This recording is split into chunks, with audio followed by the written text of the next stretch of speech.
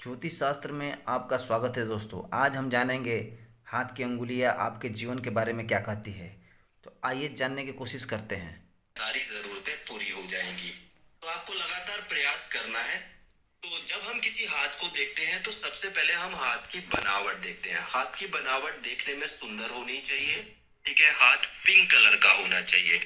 ठीक है, लेकिन ये डिपेंड करेगा ज्योग्राफिकली। ठीक है, अगर कोई इंसान साउथ इंडिया से आ रहा है तो जरूरी नहीं है कि ये पिंक कलर का मिले, लेकिन नॉर्थ इंडिया से है तो पिंक कलर का हाथ हम काफी शुभ मानते हैं। दोस्तों, हाथ के अंदर हाथ के पर्वत जो है वो काफी इंपॉर्टेंट हो जाते हैं। हाथ के पर्वत जो है वह उठे हुए होने चाहिए और उन पर शुभ चिन्ह होने चाहिए।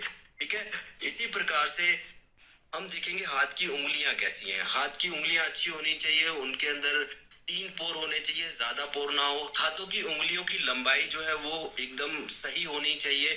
जैसे कि ये मध्यमा उंगली है, तर्जनी उंगली इसके नीचे आनी चाहिए, इसके मध्यम पार्ट से।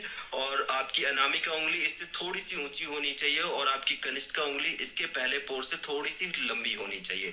तब हम मानते हैं कि उंगलियों की लंबाई काफी अच्छी है। अगर उंगलियों की लंबाई काफी अच्छी होती है तो एक प्रकार से ये राजयोग ही बन जाता है। फिर हम चेक करते हैं अंगूठे की लंबाई। अंगूठे की लंबाई काफी अच्छी होनी चाहिए, वह कम से कम तर्जनी उंगली के इस मध्यम पार्ट तक आना चाहिए।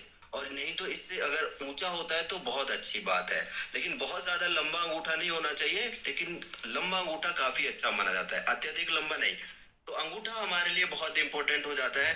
अंगूठे के इस पहले पोर में अगर आपको यव का चिन्ह देखने के लिए मिलता है और वो साफ है और सुंदर है तो ऐसे लोग धनवान बहुत होते हैं, इसे भी राजयोग बोला जाता है। और आपकी जो दूसरी वाली लाइन है वहां पर अगर आपको कुछ इस प्रकार से अगर कोई यव माला देखने के लिए मिलती है जो साफ है, एकदम स्पष्ट है, तो देखा गया है कि ऐसे लोग भी काफी धनवान होते हैं और एक तरीके से राजा की तरह जीवन व्यतीत करते हैं। और जिन हाथों में आपको यहाँ पर यव मिलेगा और यव माला मिलती है तो हमने देखा है कि ऐसे लोगों के हाथों में यहाँ पर जो है वह सीधी लाइनें खड़ी हुई मिलती हैं अंगूठे के ऊपर। और अगर कोई लाइन यहाँ से सीधी खड़ी आती हुई यव के बीच तक आ जाए तो ये तो बहुत ही शुभ स्थिति है। ठीक है, ये इसके अंदर आनी चाहिए, क्रॉस करके बाहर नहीं जानी चाहिए, सिर्फ अंदर तक आ जाए तो इसे बहुत शुभ स्थिति बोला जाता है। ऐसे लोग एक प्रकार का राजयोग भोगते हैं या फिर राजयोग बनता है और ऐसे लोग बहुत धनवान होते हैं। दोस्तों, अंगूठे के ऊपर अगर आपको चक्र का साइन मिलता है तो हमने देखा है कि अंगूठे की प्रॉपर्टी अपने आप अच्छी हो जाती है और आपका शुक्र पर्वत काफी अच्छी स्थिति में आ जाता है। तो अगर आपका अंगूठा लंबा है और उस पे शुभ चिन्ह बने हुए हैं, यानी कि यव का चिन्ह बना हुआ है, यव माला बनी हुई है, स्ट्रेट लाइंस देखने के लिए मिल रही है और चक्र का चिन्ह देखने के लिए मिल रहा है, तो एक प्रकार से ये राजयोग। चलिए दोस्तों, अब हम बात करते हैं जीवन रेखा की। जीवन रेखा सबसे इंपॉर्टेंट रेखा है। अगर आपकी जीवन रेखा साफ है, स्पष्ट है और बहुत अच्छा कर्व बनाती हुई चल रही है और जीवन रेखा पर आपको कुछ ऊर्ध्वगामी रेखाएं ऊपर की तरफ जाती हुई मिलती हैं और आपको ट्रायंगल जैसे साइन भी मिलते हैं देखने के लिए, तो ये बहुत ही शुभ स्थिति बनती है जीवन रेखा के लिए।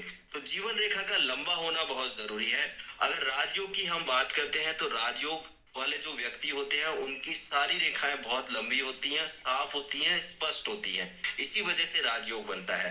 तो जीवन रेखा लंबी होगी। जीवन रेखा के अंत में आपको फिश का साइन देखने के लिए मिल सकता है, ये भी एक प्रकार का राजयोग है। और आपको जीवन रेखा से कोई रेखा बृहस्पति पर्वत की तरफ जाती हुई भी दिख सकती है। तो जीवन रेखा साफ होगी, स्पष्ट होगी और इस पे ट्रायंगल के चिन्ह बने होंगे और आपकी ऊर्ध्वगामी रेखाएं बनी होंगी और अंत में आपका कोई फिश का चिन्ह मिलेगा, जिससे कि जीवन रेखा की इंटेंसिटी बहुत अच्छी हो जाएगी और ऐसे लोग बहुत ज्यादा धनवान होते हैं। चलिए दोस्तों, अब हम बात करेंगे मंगल रेखा की। जीवन रेखा के साथ में आपको एक मंगल रेखा देखने के लिए मिलेगी, पतली सी कुछ इस प्रकार से। कई हाथों में ये 2 भी हो सकती है, कई हाथों में 1 होती है। तो जिन लोगों के हाथ में राजयोग होता है ऐसे हाथों में मंगल रेखा देखने के लिए मिलेगी।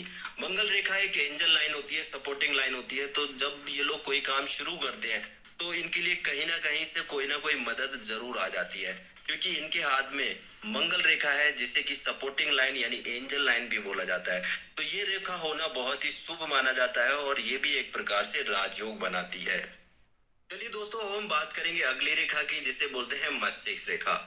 जो लोग काफी धनी होते हैं उनके हाथों में मस्तिष्क रेखा काफी अच्छा कर्व बनाती हुई चंद्र पर्वत की तरफ आती है और काफी बार देखा गया है कि वो 2 मुखी भी होती है, क्योंकि धन की व्यवस्था करने के लिए मस्तिष्क का ठीक होना बहुत जरूरी है। और ऐसे लोग नए नए क्रिएटिव आइडियाज पे काम करते हैं जिसकी वजह से काफी ज्यादा धनवान हो जाते हैं। तो मस्तिष्क रेखा जीवन में बहुत इंपॉर्टेंट होती है और वह नीचे आकर के अगर दो मुखी हो जाती है तो इसे भी एक प्रकार से हम राजयोग बोल सकते हैं। लेकिन यह रेखा लंबी होनी चाहिए, साफ होनी चाहिए, स्पष्ट होनी चाहिए और इस पर कोई दोष नहीं होना चाहिए। चलिए दोस्तों, अब हम बात करते हैं हृदय रेखा की।